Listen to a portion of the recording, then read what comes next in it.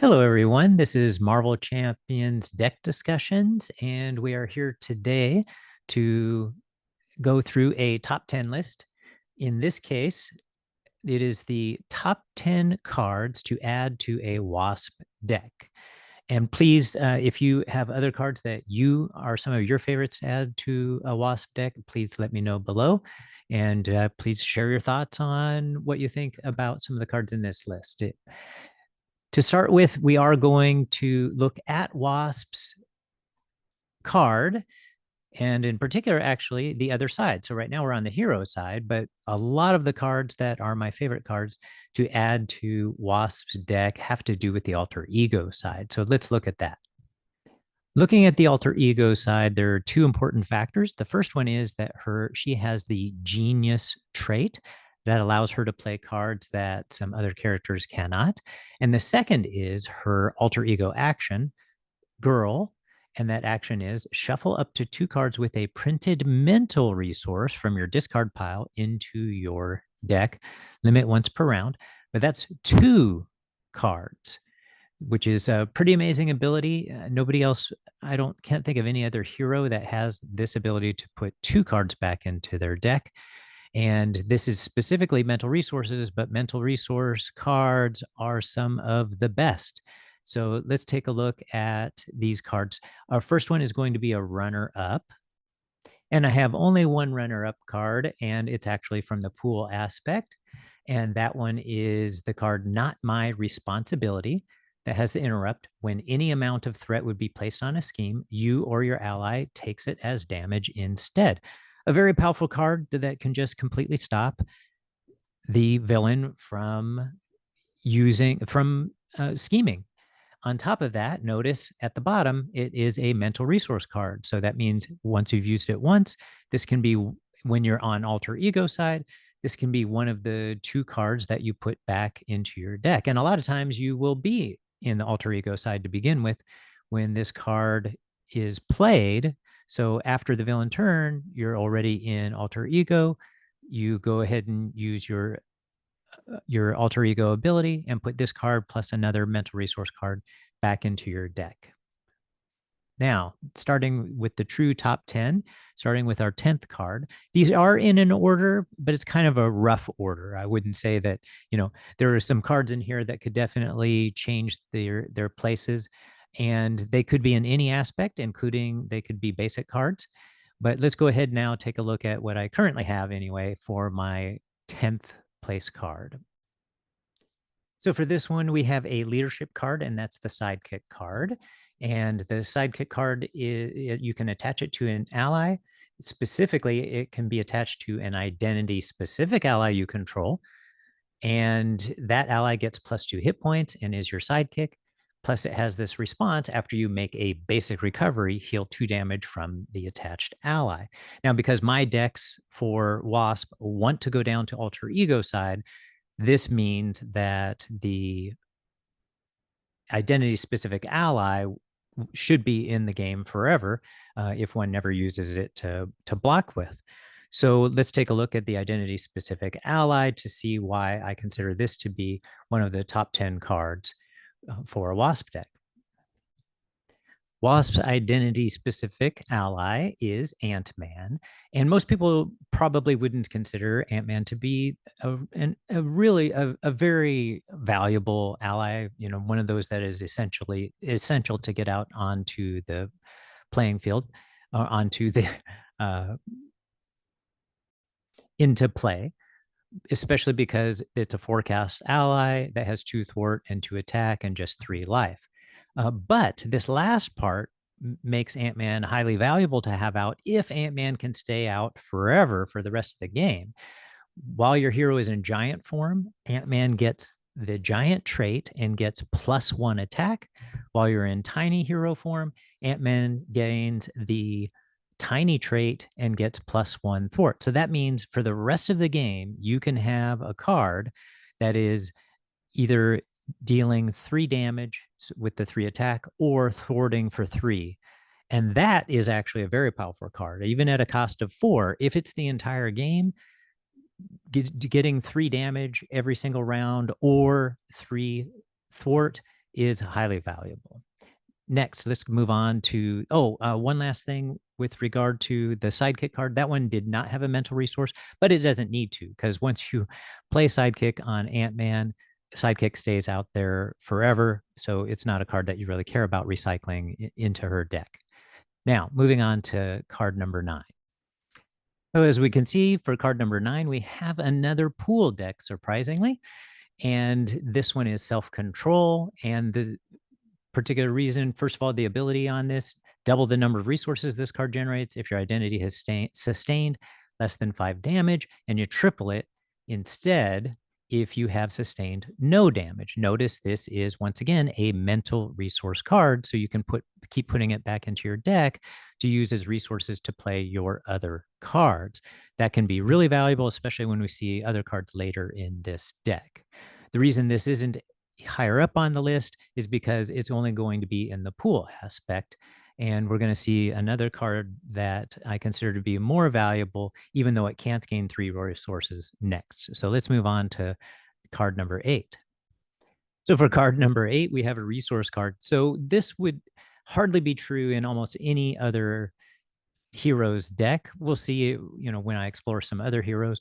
But because of that ability to cycle it back into the deck, the fact that this is a double resource that's mental, that you can put back into your deck to keep having it show up again and again to allow you to play the cards you want to play, that makes this a top 10 list card for me for Wasp.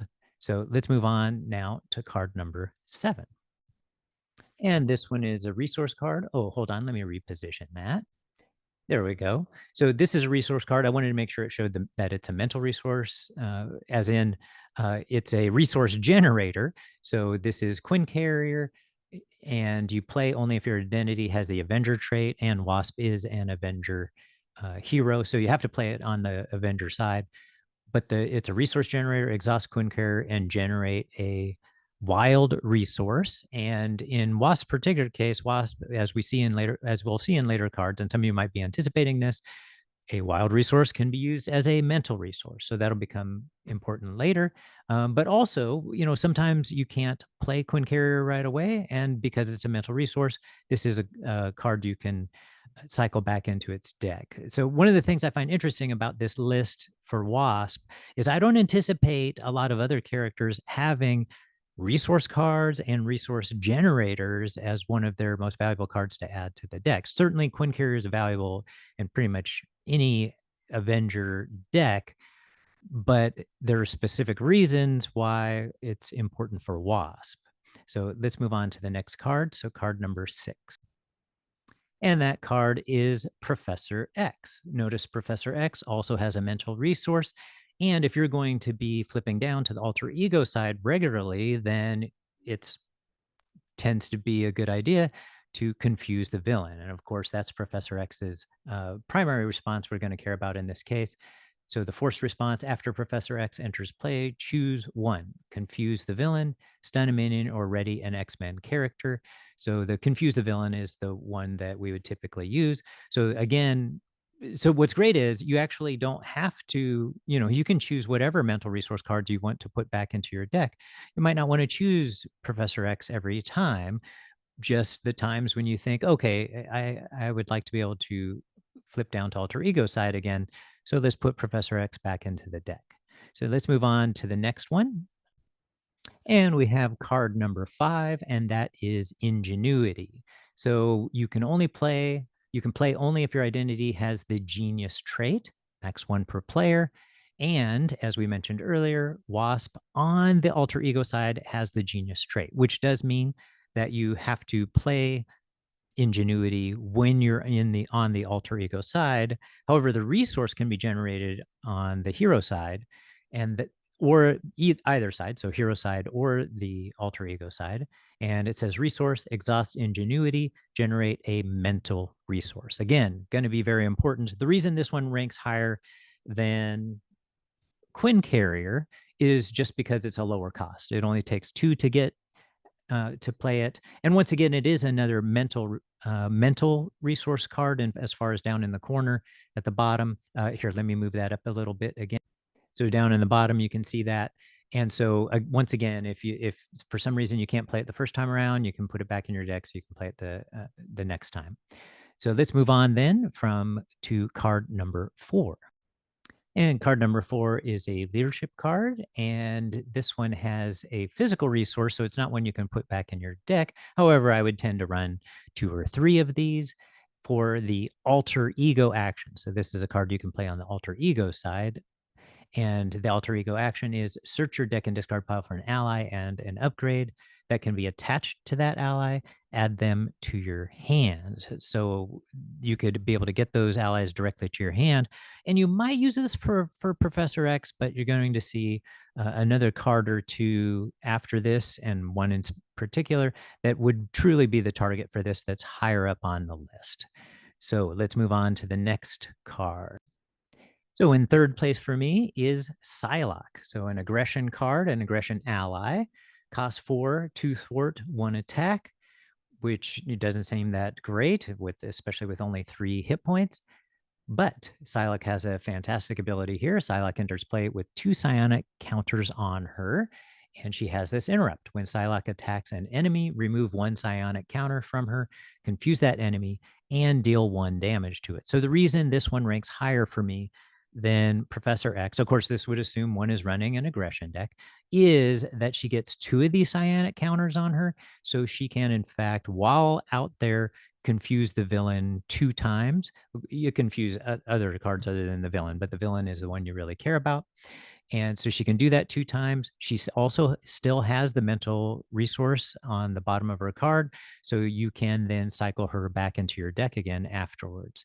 So that's it for card number 3. Let's move on to number 2. And number 2 is Nick Fury. So Nick Fury, generally, I consider Nick Fury to be the best ally, certainly one of the runners for the top ally in the game. And of course, he's valuable in any deck, but what makes him particularly valuable in a Wasp deck is the fact that he has a mental resource down at the bottom. So, for those who may not know, Nick Fury is a 4-cost card and has a forced response. After Nick Fury enters play, choose 1, remove 2 threat from a scheme, draw 3 cards, or deal 4 damage to an enemy. I should probably mention this. At the end of the round, if Nick Fury is still in play, discard him. That's true of Professor X as well that we saw earlier, also gets discarded at the end of the round. But that does mean that you can use them to block an attack. So they still have the ability to do that. But it's the draw 3 cards that you typically care about with Nick Fury, and be able to cycle Nick Fury back into your deck again and again in order to get him into your hand and draw 3 more cards is highly valuable. But it's not quite number 1. There are times when it could be. But the number 1 card, which is a great card in my opinion to pair with Nick Fury, is the following. And that is Moon Girl. So Moon Girl is a special card because for several reasons. But first of all, she is a champion and genius trait, but you can only play her if your identity has the champion or genius trait. Well, Wasp is not a champion, but on her alter ego side, she does have the genius trait. So that does mean, once again, Moon Girl can only be played on the alter ego side for Wasp. And she has this awesome response. So first of all, I mean, she does have 2 thwart and 2 attack with 2 consequential damage. And she has 3 life, and she costs 3. But her response, after you play Moon Girl from your hand, draw 1 card for each mental resource used to pay for her.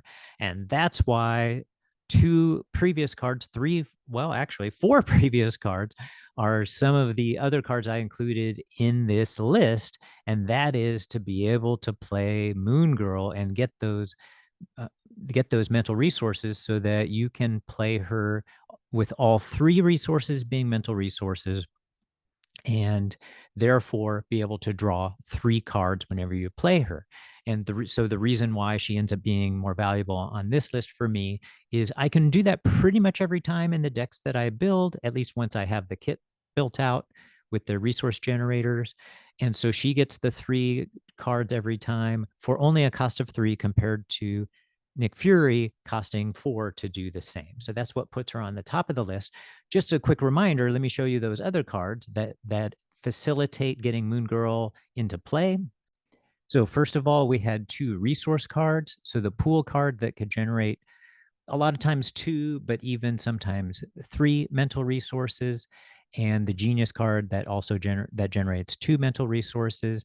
And then, so those are resource cards. And then we had 2 resource generators, which included Quinn Carrier and Ingenuity, both of which can generate a mental resource, or in Quinn Carrier's case, a wild resource, but that can be treated as a mental resource.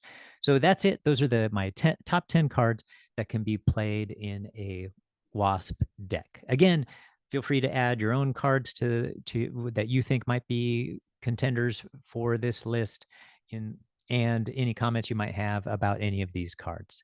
All right, let's go. I'll end it here, and you guys have a good one.